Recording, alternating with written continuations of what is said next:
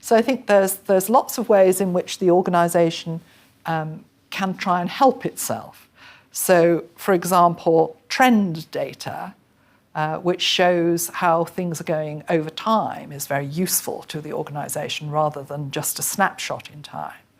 And if you think about trend data in terms of benchmarking what's happening in your organisation compared with what's happening in other organisations in the same sector, then you can get an even better and broader and more externalised comparative view.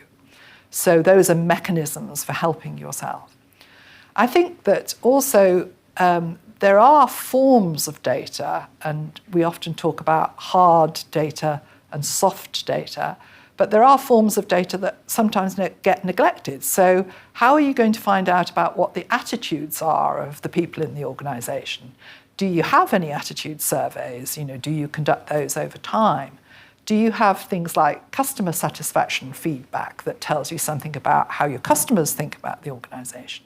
And so looking at attitudinal data, this soft data, is also very useful because it gives you some element of foundation for trying to prejudge how people will respond to the change. And I think also things like human resource management data, have you got high turnover in the organisation? Are there areas that that turnover pinpoints as areas of dissatisfaction in your organisation? So using all that data to try and understand what's happening in the organisation. And I would argue using the resources of the people in the organisation to do some of that analysis as well. There's obviously often lots of untapped resources that can be used. So that's how I would think about the analysis.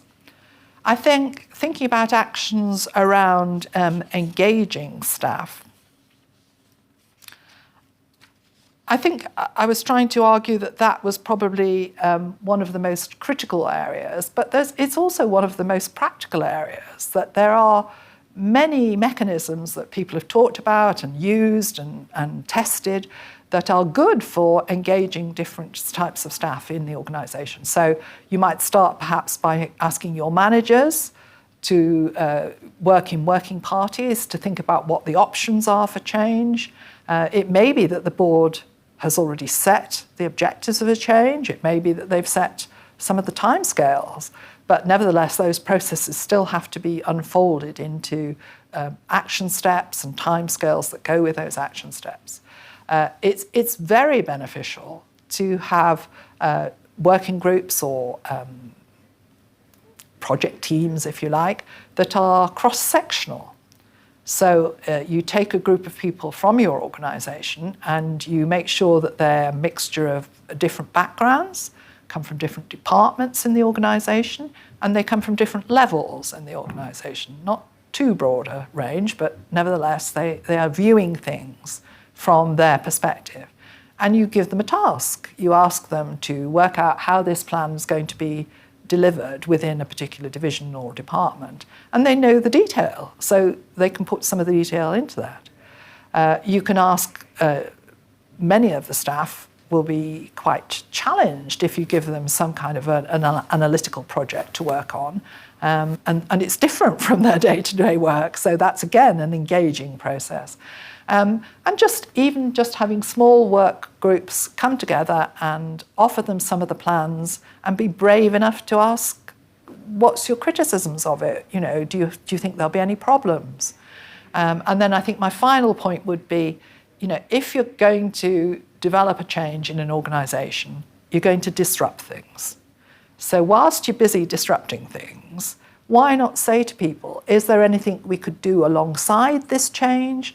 Is there any improvement you always thought we should have done that could be implemented at the same time so that the organisation can get maximum benefit out of the disruption? It makes practical sense. So those are just a few mechanisms, really, that people can use, but they do have beneficial effect.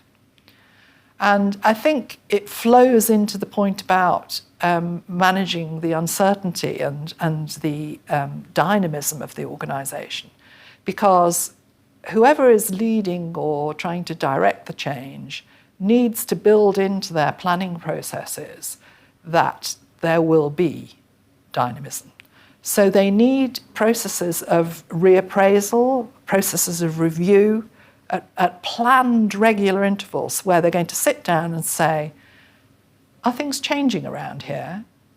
Are there any hold-ups that we hadn't anticipated? Are there any external pressures that have come on the organisation in the last whatever period? And then obviously they have to plan how they're going to respond to those things. So that then has to be built into this change strategy in an add-on, if you like. And I think it does mean that on occasion you have to change the direction. You may have to alter the objectives for the change. And you've got to communicate that to people. Why are you doing that? Why is it going in a slightly different direction from what we planned before? So you've got to be brave to say that to people.